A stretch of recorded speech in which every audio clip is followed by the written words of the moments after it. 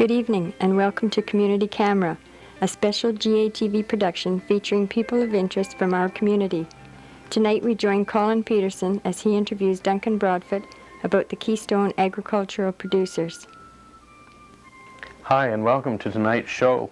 My guest this evening is Duncan Broadfoot, the Executive Director of Region 6 for the Keystone agricultural producers. Dunk has agreed to spend a few minutes with us this evening to tell us a little bit more about CAP and how he came to get involved in this organization. Dunk, I'd like to begin by asking if you could tell us a little bit about the origins of Keystone agricultural producers and how you came to be involved. Well, Colin, the organization itself began about 5 to 6 years ago during the Crow debate. Until this time, the Farm Bureau had represented Manitoba farmers, and it was based mainly on the commodity groups. The grain companies, mainly the pools, UGG and some others, were the main participants. They funded the organization, and no doubt they called the tune somewhat.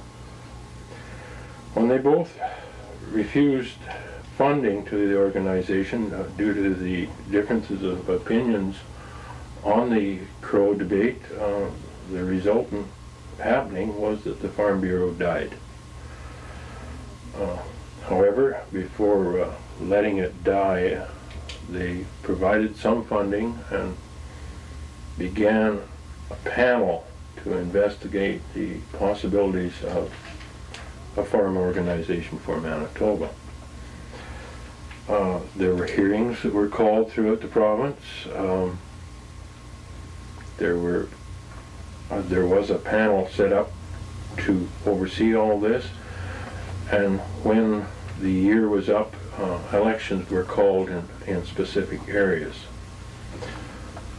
Keystone agriculture producers arose out of that program. It is basically a producer-oriented organization.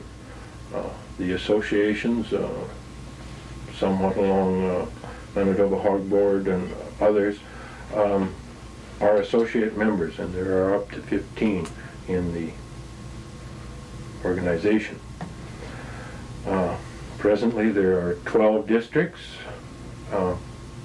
in the province. From these there are 12 elected directors and 15 from the associations. 4 directors from each area sit on the general council, along with only 4 of the associations, so that the individual farmer is never outnumbered by the commodity groups. The executive is set up of 12 and 4, and that is the level that I sit on. Mm-hmm. It's an ongoing organization, and I think it is improving and enlarging at all times. Do you think it offers for the agricultural community, for agricultural producers, the kind of unified voice that they've been looking for? Yes, and there's going to be people that say no too. Mm-hmm. CAP is slowly expanding. It's become one of the largest numbered organizations in the province at the present time. We have well over 5,000 individual units. I will say units because one of the setups is father-son, and I might say that this is one of the only organizations where both husband and wife are equal members. Either may sit on the board, but not both. It's a diverse group. Mm-hmm. I know within my own area that I have every different type of farmers. We've got cattle producers, we've got hog producers, we've got vegetable producers, strawberry growers, grain producers. Mm-hmm. and all, so that, and we have proposed opportunities for each and supported them. So that I think, yes, I think it will speak with a unified voice.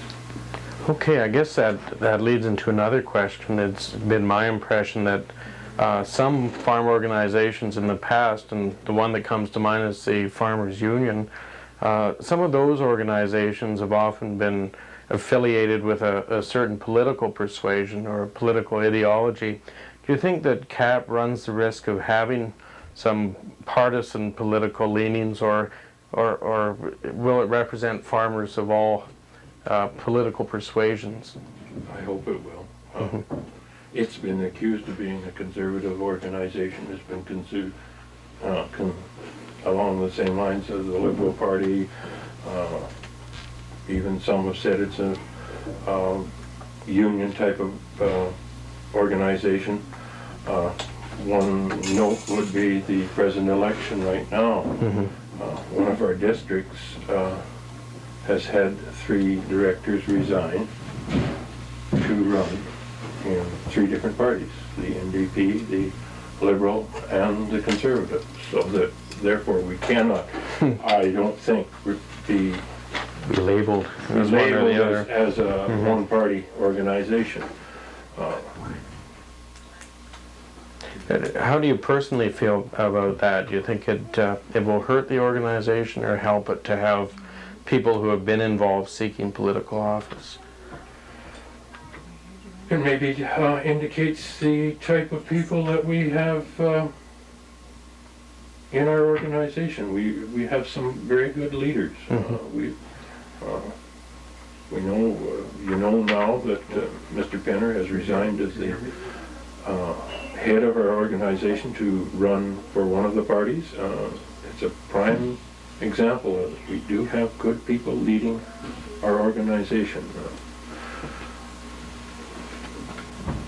In relation to Farmers Union or pool, I wouldn't like to say. The Farmers Union has been said to be a supporter of the NDP, but we've begun to work with them. We've had so you with them. You wouldn't see yourselves competing with them so much as trying to work with them to accomplish some common goals, or we have worked with the National Farmers Union in Manitoba on 2 occasions already. One to deal with the livestock industry, the cattle industry, to try and get stabilization support for the industry, and then the second case in the stress related problems that arise out of the situation farmers are in right now. So I think we can work together, and I think it has surprised a few, both sides of the fence. So that I think there is some hope. Doug, farmers have always been characterized as sort of independent types, and that's often been identified as maybe one of the problems facing the agricultural community. Do you think that's changing? Are we moving into an era where farmers are now prepared to work more together, or to speak with a more unified voice through organizations such as this? Well, I think you realize that farmers are still going to be the independent. Sure. But they are changing. There's a younger breed out there that realizes the opportunities of working together. Many of our members are young men who have come home from university, are willing to farm, but realize that you have to speak to government, you have to speak to industry in a strong sort of way, and they are working towards that. That brings to mind another question. You're probably aware that the United Church of Canada is often been accused of getting too involved in political issues, and as you know, I'm involved with the United Church of Canada. And last year at our annual meeting of conference, there was a resolution brought forth, which was defeated in the end, brought forward from one of our presbyteries, Carmen Presbytery, asking the conference to endorse the efforts of the Manitoba farm community to secure provincial legislation for refundable check-off funding of a general farm policy organization for the farmers of Manitoba. Now, I'm pretty sure that those people had the Keystone agricultural producers in mind. So I want to ask you two questions. The first one is simply, what do you think of the idea of refundable check-off funding? And the second one, relating to what we were just talking about, is to what degree is it helpful and important to have the support of the wider community, including groups like the church, trying to influence the political process in a way that will be beneficial to the farm community. Is that kind of help useful, or does it impede the political process? You can pick which question you want to answer first. I'll argue with you on the point of being a checkoff. We're not in favor of a checkoff, Okay. as per se. It's I know it's one thing to say it's not a checkoff, but a checkoff pretty well means that you are going to continually take a percentage. We are not asking for that. We're asking for a certain sum funding mechanism that if you do not agree with it, you can ask for written refunding. And I see nothing wrong with it. Mm-hmm. We have to have it. Let's face it, our year end ends at the end of November. Until now, we've spent pretty near 4 months going back after members, and it's a waste of energy. We could be better, our energy could be better used in working towards some of the problems that we have in the industry. Mm-hmm. We have this ongoing fact that we've got to go get money, and money has to fund us. There's no if and buts. Money, we are a lobby group, and we need money to work. We cannot do it ourselves. We try to hire the best independents that we can, if we can afford it. And I think in a lot of cases, the proof is in the pudding, and we've taken the money and used it properly. We have the ITC, the investment tax credit proposal before government right at the present time, and we finally made them stop excessively taxing individuals on machinery credits. They'd set up a program and then reverse their situation in midfield. We've worked towards that. We've worked, I know myself, I'm on a committee that is working in the environment field, and we need people to research some of the problems that they are presenting us with, and therefore we need that money. But we can't continually go back to Mr. Producer and ask for it. This way, this would allow us to each year collect a certain fee, and that would be it. We wouldn't have to waste the time. Yes, we need it. Okay. As far as the wider community working with us, I think that's one thing that we are trying to do. We're trying to educate the communities that the farm situation has problems. We're willing to work with them, and if they have a problem, we'll help. So that in a sense, farmers' problems are all of society's problems, because they affect us all. If we disappear, you're going to starve, fella. I know it.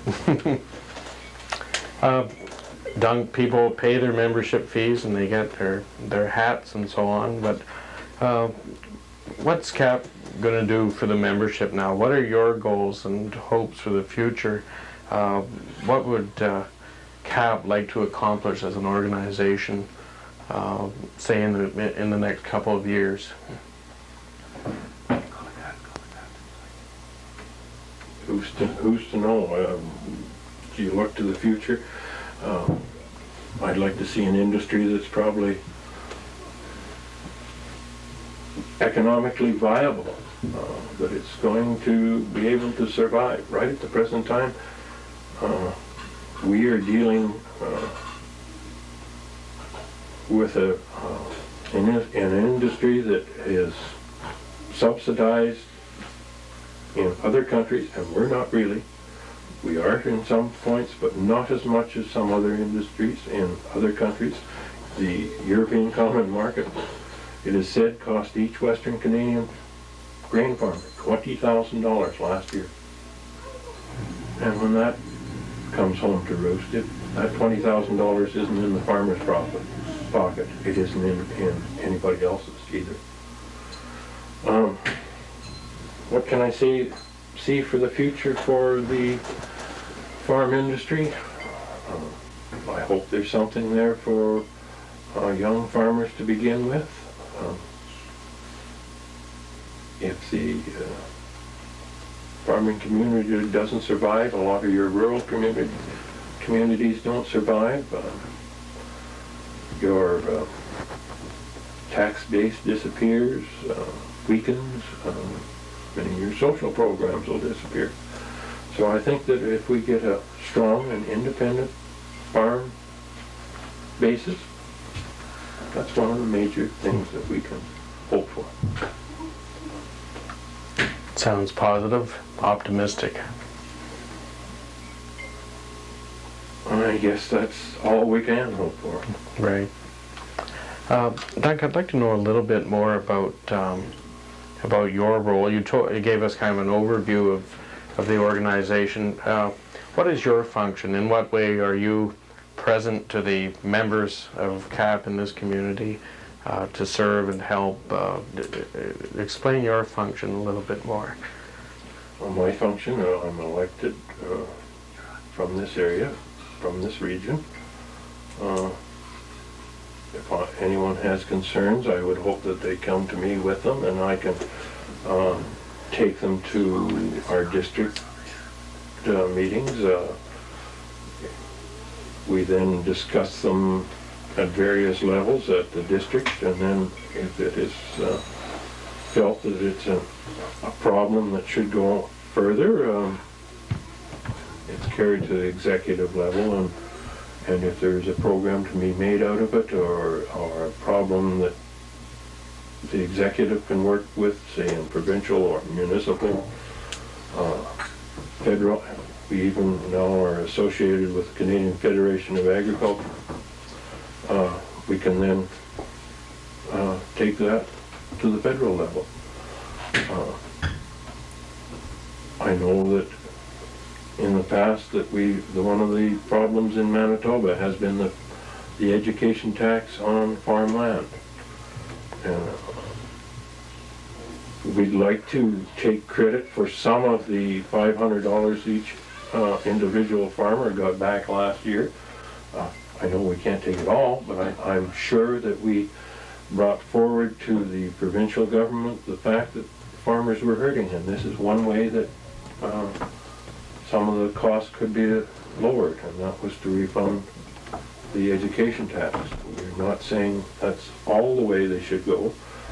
We've steadfastly said that you should remove it completely from farmland, as it is in other provinces, but that's one provincial problem. We've looked at the gasoline prices, the gas tax on some farm fuels. We're trying to have it removed, and that's some of the areas we work in. I myself, as I say, I'm on the Environment Committee. We oppose some of the things that have been brought down. We've stated that it's an urban law being set in a rural setting, and it will cause problems. We've been working, we've had 3 hearings with the government. appeared before the minister several times and have changed his mind slightly, or somewhat, so that we do certain things in our areas. Are those policies, those decisions about policies made by the total membership, or are they made by an executive with the support of the membership? They are brought from the grassroots, Mm-hmm.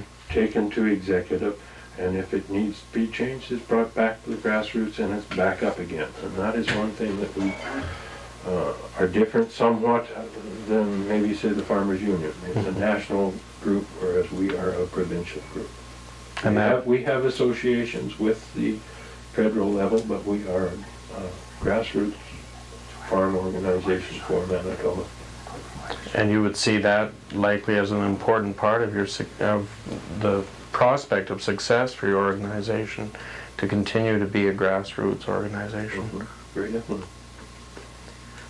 Dunk, I'd like to give you an opportunity before we close to say anything else that you might have to say to our viewers about Keystone Agricultural Producers.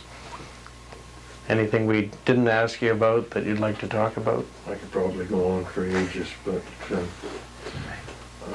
you probably noticed that my head is getting sunburned from these bright lights and other things. I would urge anybody that is not a member to see me or some of the CAP members in the area. We need more membership. Strength in numbers is definite.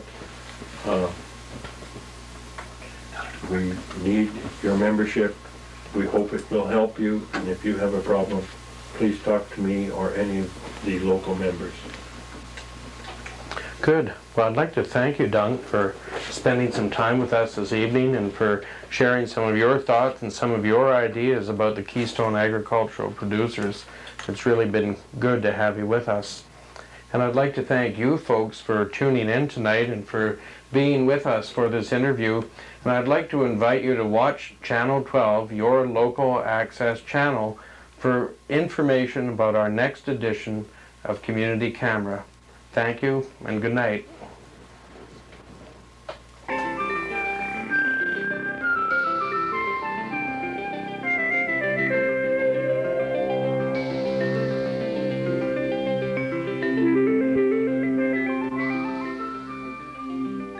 Thanks for joining us for tonight's interview. Watch Channel 12 for information about our next edition of Community Camera.